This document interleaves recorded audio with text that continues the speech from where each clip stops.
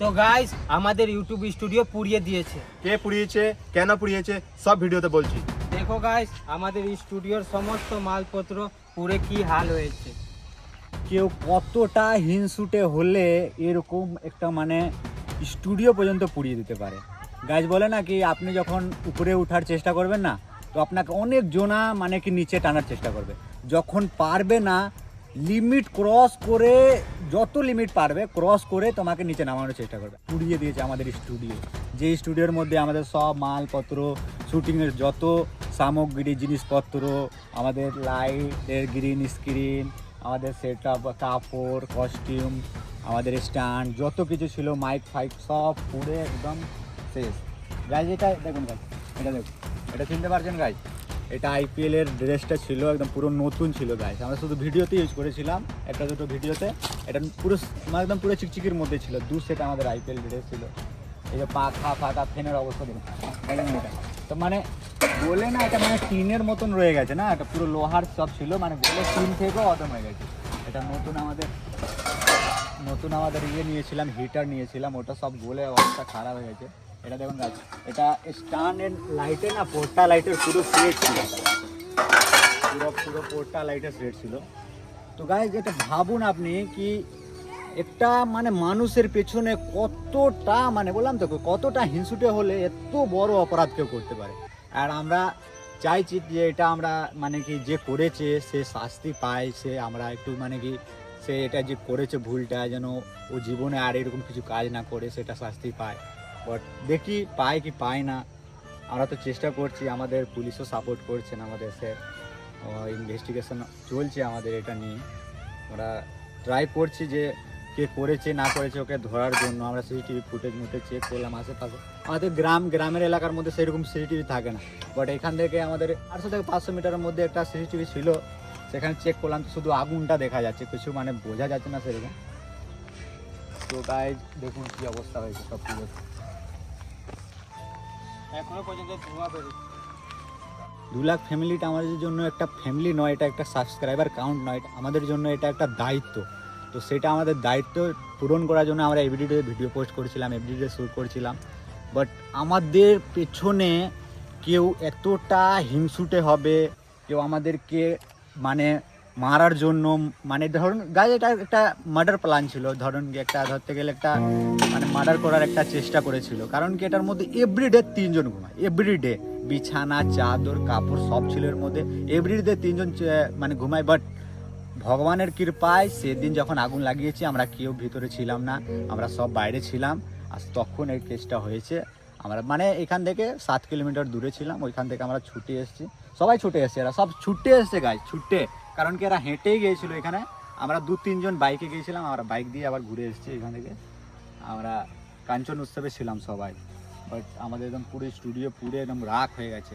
বলছে গ্রামবাসী বলছে যে 5 মিনিটের মধ্যে পুরো শেষ হয়ে গেছে, যখন আগুন লেগেছে 5 মিনিটের মধ্যে শেষ হয়ে গেছে। গ্রামবাসী বোঝানোর চেষ্টা করেছে, কিন্তু জলের পাইপ বেছাতে সব পুরো শেষ হয়ে গেছে। মানে এটা যে নিভানোর চেষ্টা করা হয়েছিল কি হয়তো কোনো রকম ভাবে কিছু না কিছু বাঁচানো যাবে, বাট একদম 5 মিনিটে তো চলে গেছে। কারণ এটা চাঁচ দিয়ে তৈরি ছিল, উপরে আমাদের খড় ছিল, বাট ভিতর থেকে আমরা এটাকে স্টুডিওর মতন করেছিলাম, যেটা দেখতে খুব সুন্দর লাগছিল।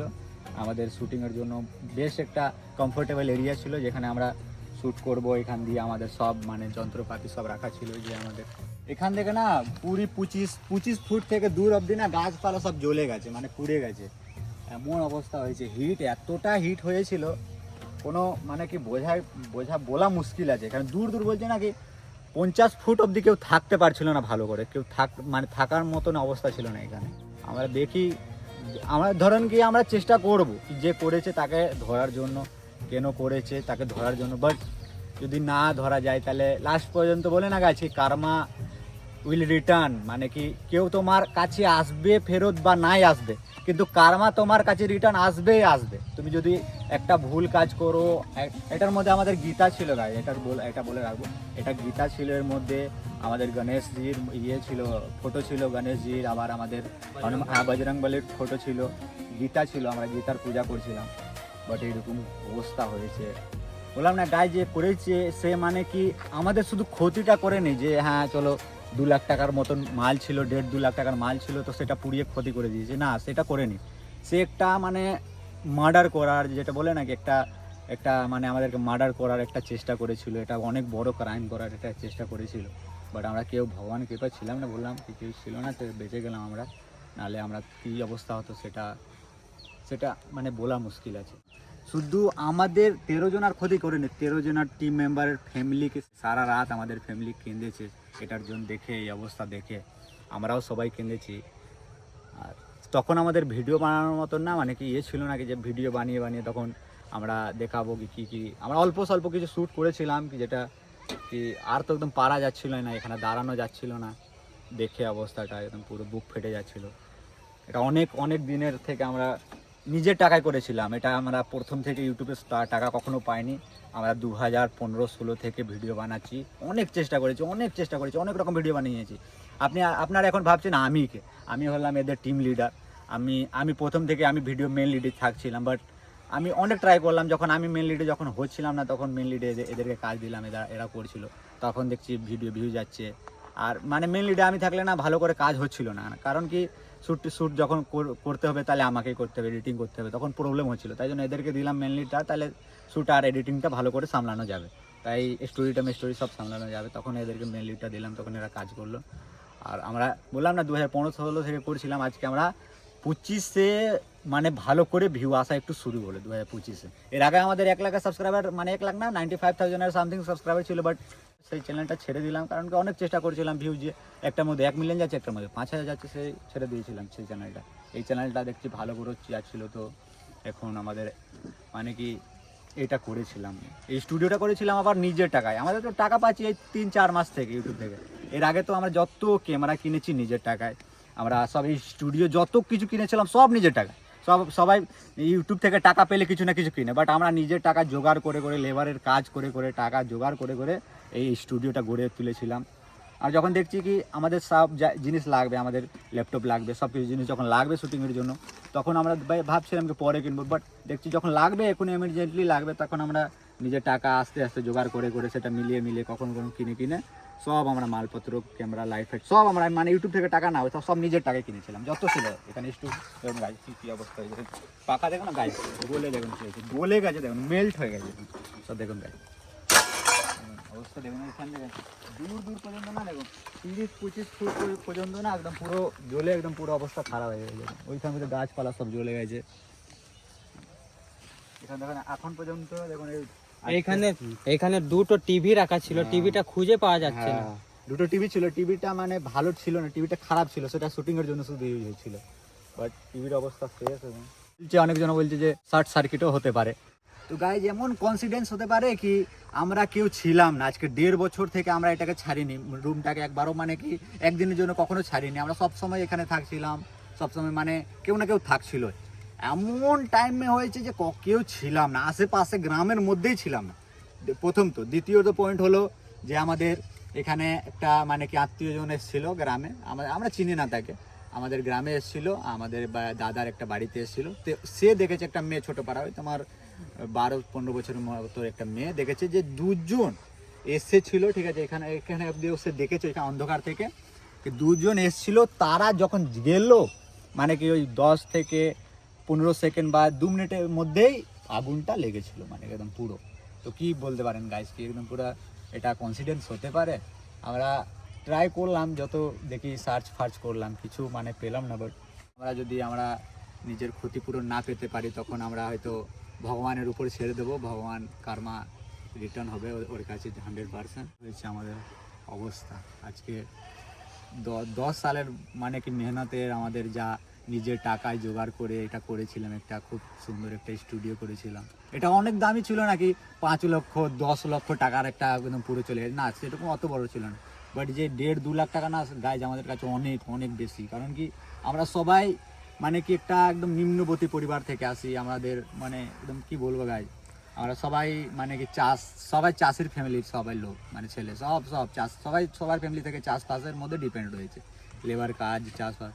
তো গাইজ আমাদেরকে কেউ এটা মানে পুরো খুশি হবে কি যে ওদের 1.5 লাখ টাকার মাল সব পুড়িয়ে দিয়েছি, 2 লাখ টাকার মাল পুড়িয়ে দিয়েছি, একদম শেষ করে দিয়েছি, কেউ আর ভিডিও বানাবে না, এটা কখনো ভাববে না। ও নিশ্চয়ই হয়তো ভিডিওটা দেখবে, নিশ্চয়ই দেখছে ভিডিওটা কি হ্যাঁ। তো আমি বলে দিই ওকে কি যে করেছিস ভাই, যে করেছিস, ঠিক আছে, নিশ্চয়ই তো দেখছি, 100% তো দেখবি ভিডিওটা, আমি জানি। তো রিটার্ন হবে, কার্মা রিটার্ন 100% করবে তোর কাছে, দেখা হবে 100%। তোর কার্মা যেদিন দেবে সেদিন তুই বুঝে নিবি। আমাদের স্টুডিও পুড়িয়ে সে ভাবছে যে এদের ভিডিও বন্ধ করিয়ে দেবো, এদের চ্যানেল মানে ছাড়িয়ে দেবো, একদম কাজ করিয়ে বন্ধ করিয়ে দেবো, এদেরকে নিচে নামিয়ে বা এদেরকে স্টপ করে দিলাম না। কিন্তু সে এটা ভেবো না কখনো, কখনো সে তাকে বলছি এটা যেন ভুল করে ভাবিস না, তুই যে আছিস। আমরা আজকে 10 সাল থেকে আছি, আমরা যদি চাইলে 2019-এ 18-তে 17-তে ছেড়ে চলে যেতাম, কারণ কি এত বছর কেউ দেয় না ইউটিউবকে, কখন ছেড়ে দিতাম বলে এত বছর যদি আমি কিছু অন্য কাজ করে ভালো করে আমি ইনকাম করতে পারবো। যদি এত বছর থেকে আছি, তুই আজকে আমার যদি এটা নুকসান করে দিয়েছিস, আজকে আমার এটা পুড়িয়ে দিয়েছিস, এটা করেছিস, তুই ভাববি যে এরা আটকে যাবে এখানে, না আটকাবে না কখনো।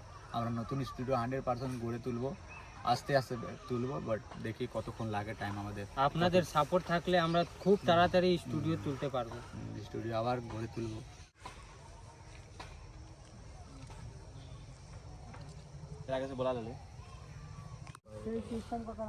আমাদের স্টুডিও পুড়িয়েছে, আমাদের হৃদয় কোনোদিন পুরাই না।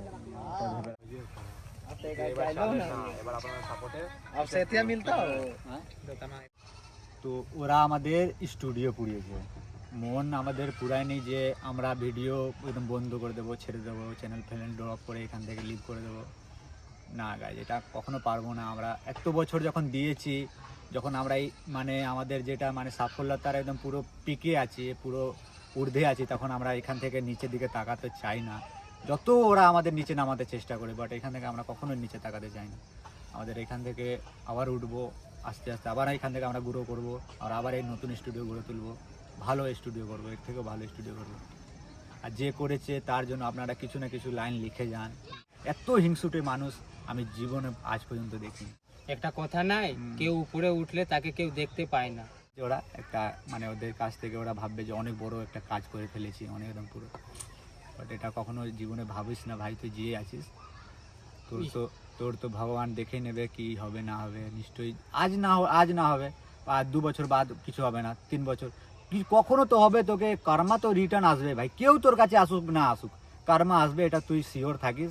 যে আজকে আমি এদের ক্ষতি করেছি, ক্ষতিপূরণটা তো তোকে দিতেই হবে ভগবানের কাছে। আমাদের কাছে না দিলে কোনো ব্যাপার নেই, ভগবানের কাছে দিতে হবে, আর সে বুঝে নেবে।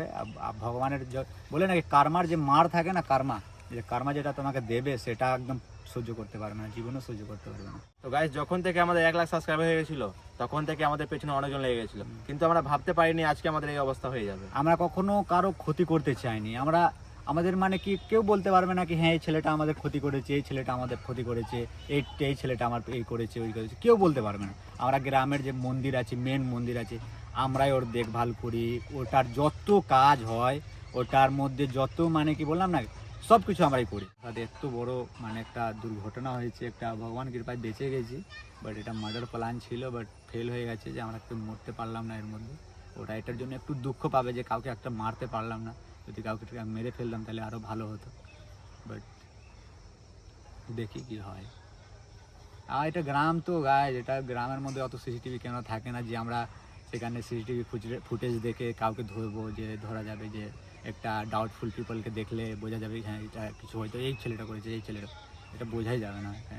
কারণ সিসিটিভি ক্যামেরা দূর পর্যন্ত নাই, আছে তো ওটা বললাম 500 মিটার দূরে, বাট সেখান থেকে শুধু আগুনটা দেখা যাচ্ছে, এমন বিভৎস আগুন। ওইটা ক্লিপটা আমি এড করবো, যেটা আমাদের যখন আগুনটা লেগেছে, আমরা একটা ক্লিপটা অল্প এড করবো, যেটা আমাদের মানে সিসিটিভি ফুটেজের ক্যামেরা আছে এটা। আর আমরা হয়তো ক্যামেরা যেটা গ্রামের একটা দুজন মোবাইলে অল্প স্বল্প শ্যুট করেছে সেটাও এড করবো ফুটেজটা, কারণ আমরা ছিলাম না তো, আমরা কী করে তখন শ্যুট করবো বা কিছু দেখাবো কাউকে কী করে হলো না হলো, অল্প স্বল্প যদি আমাদের কাছে কিছু আছে তো সব আমরা দেখাবো এই ভিডিওর মধ্যে। বাট এটা গাইজ, যারা ইউটিউবার বন্ধু আছে তাদেরকে বলছি আপনারা সাবধানে থাকবেন, আমাদের সাথে যেরকম হয়েছে আপনার সাথেও হতে পারে, 100% একদম পুরো সেফলি থাকবেন। কখনো ভাববেন না যে আপনার কেউ শত্রু নাই, এটা জীবনেও ভাববেন না কি আপনার কেউ শত্রু নাই, কারণ আপনি ইউটিউব লাইনে আছেন। কেউ না কেউ 100% আপনাকে দেখে না গাইজ জ্বলছে ভিতর পুরো একদম জ্বলে পুড়ে গেছে ভিতর, বাট শুধু ওই জ্বলার যে আগুনটা ও দেখাতে পারছে না আপনাকে ভালো করে, একদম আমাদেরকে দেখিয়ে দিল এলে কি আমি তোদের দেখে এতটা জ্বলি, যতটা এই আগুনের ইয়েতে ছিল।